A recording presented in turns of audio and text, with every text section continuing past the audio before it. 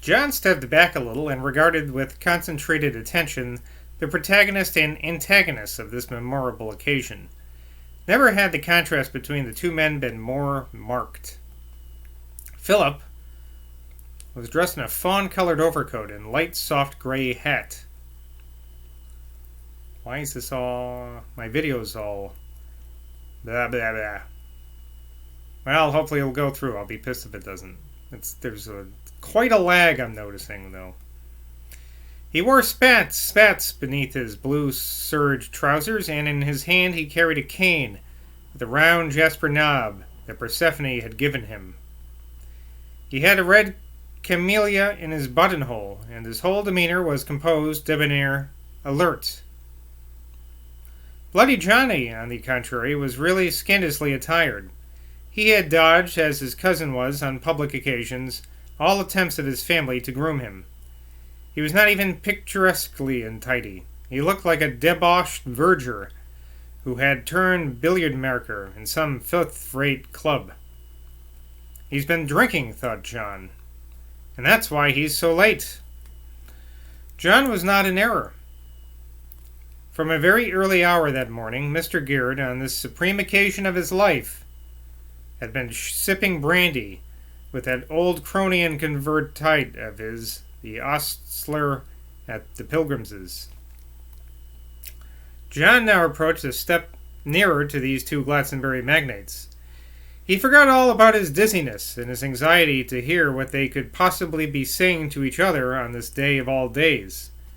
But as often happens when two formidable personalities meet, they each seemed desirous of avoiding any real contact with the other.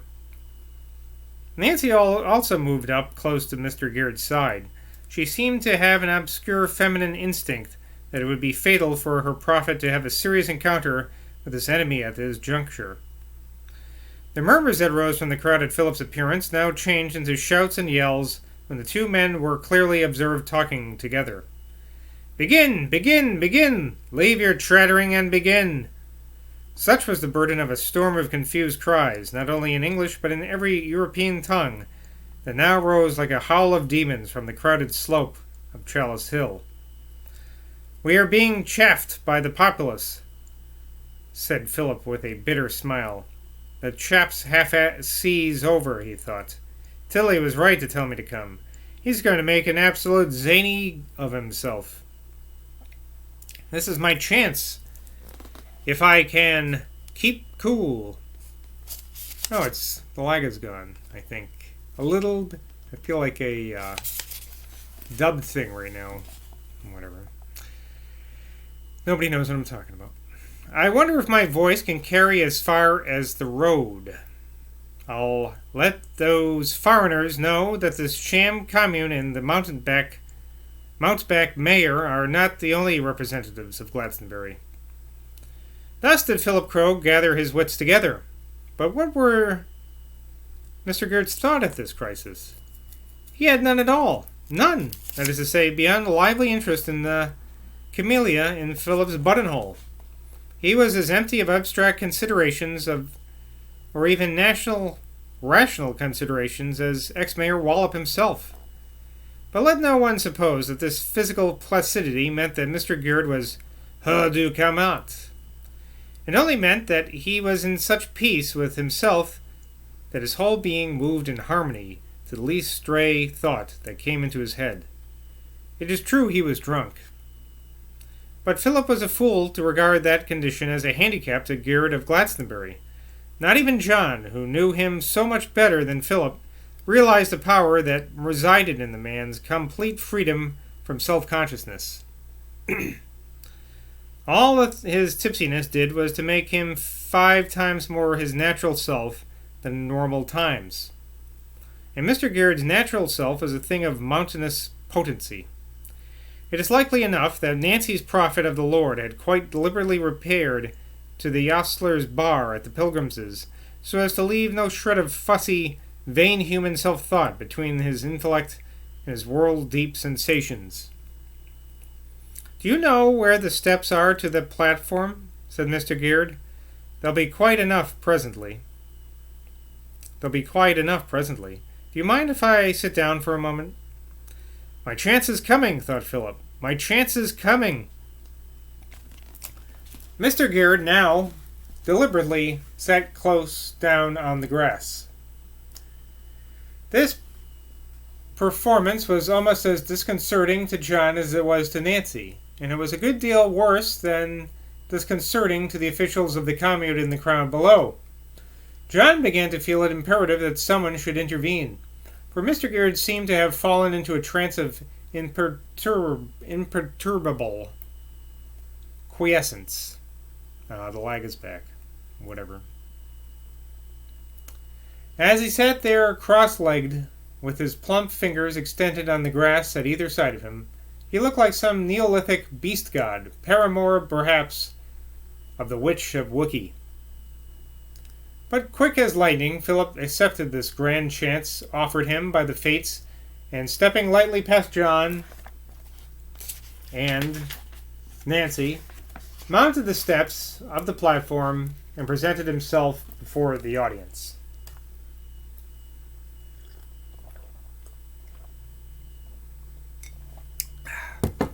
You have all come here, he began, and out of mere curiosity, they let him get as far as that. To show your interest in our great historic town and to learn what we are trying to do to make it not only a beautiful place, worthy of its old tradition, but also a place where the noblest achievements of progress can be carried. But progress was the last word that was audible. For all that at that point he was simply shouted down. Yes, there was nothing for Philip to do but to descend from the platform steps as proudly and contemptuously as he had mounted them. This he accomplished with self-control, dignity, and grace. Once on the ground, however, he gave a swift, malicious glance at the grotesque person squatted on the grass, over whom Nancy and John were bending, shrugged his shoulders, replaced his hat upon his head, waved his cane, and made his way down the hill. But with John pulling at one arm and Nancy pulling at the other, Bloody Johnny was now raised to his feet. This achievement, every detail of which the crowd watched from below, was grossly and humorously cheered, the hock-hocks of the Germanic element and the vivas of the Italians being especially vehement. Once on his feet, Mr. Garrett smilingly dispensed with Nancy's help, but permitted John to assist him to mount the platform. And John himself, amid the tumult of applause that greeted the mayor, slipped down again and took his seat at the lower stairs of the steps, side by side with Bob Shepherd, the only policeman, and Mr. Merry, the old museum curator. It was at that moment of the proceedings that Miss Barbara Fell was overheard to say that it was a pity dear Mr. Crow should have been shouted down, while Dr. Fell was heard explaining to his neighbors in philosophic language that Mr. Gerd was probably not very drunk, and had probably staged the whole episode, with the view of arousing in his audience that particular psychological mood of sympathetic nervous hilarity which can be so quickly changed by a crafty orator into passionate receptivity. Certainly, in its whole long and turbulent history, no man in the country of Somerset had ever received an ovation comparable with the ovation that Bloody Johnny received at that moment of himself. Wait a minute. Did I skip something there? Oh, I'm on a different page. At that moment, before he began to speak. How did that happen? That's weird.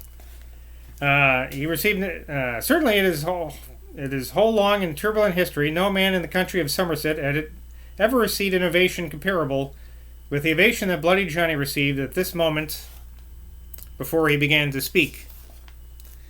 And when he did begin, a silence like the silence of fishes in the sea, or birds at midnight, fell upon that crowd, so that angry heads were turned round when anyone coughed or sneezed or shuffled or struck a match or even turned up his coat collar.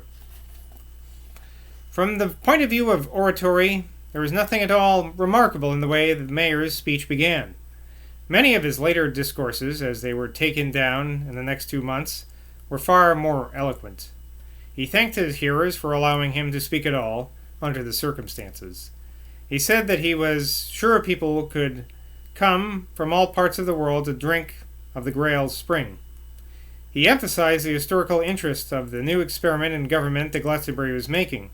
He begged those who were strange to our system of a just and equitable division of those benefits which human brains and human labor, working in harmony with nature, give to humanity, to suspend their judgment till they see the thing in working order. He rambled off at this point into quite a childishly grave recital of early Glastonbury history. He referred to the Lake Village Neolithic race. He spoke of the ancient Britons. He alluded to the importance of the work of the Saxon king Edgar. As John watched the face of the audience from his position by Bob Shepherd's side, he was struck by one very curious phenomenon. The fact that the mayor was blundering along in a quite commonplace way, uttering brief and cursory remarks that were really platitudes, made no difference at all to the extraordinary impression he produced. John found it amusing afterward to notice the various ways in which the great London newspaper handled the striking difference. This discrepancy between the substance of the man's speech and the spellbound awe, there was no other word for it, with which his uninspired remarks were received. Once more John began, or was in his dizziness returning upon him, to feel as if those upturned faces were thousands and thousands of ghosts, all the Necron Amenina Carina, the powerless heads of the dead, of the long Glastonbury history, listening to Mr. Gurd. It was not long, however, before John's ears heard the phrase, "I therefore declare the arch to the Grail Spring of our dear town open, free of charge, to all persons who care to come." And he became aware that, in the same droning and uninspired manner, Mr. Gurd had begun to allude to various familiar aspects of the Grail story, aspects such as the simplest school child in the place had been acquainted with since infancy. This preposterous narrating and countenancing and solemn seriousness of what John felt to be a mass of fantastic and gruesome fairy tales made something stark and dangerous rise up within his East Anglican soul. He turned his eyes away from these hypnotized ghosts, fixed them upon the stone in the new arch, which had made him think of Stonehenge, and it was borne in upon his mind with the frozen certitude that, however phantasmal matter might be in its interior essence, there was something about it, when it hardened into stone, that reduced all organic flesh into the transient, the impermanent, the perishable. He saw the birth and the death of the generations, men and beasts, and birds and fishes, their tremulous loves, their wretched tribulations, their vain hopes, their importunate passions, and all swept away by wind and water from the enduring majesty of these stones that themselves change not save by cosmic catastrophe. If I could destroy, he thought, in one overwhelming stroke all this whole maze of delusion, if I could bring the free sea upon it, and the north wind down upon it, if I could burn it with fire and cleanse it with water, if I could purify the air and purge the earth of it, how calm and clean the world floor would be.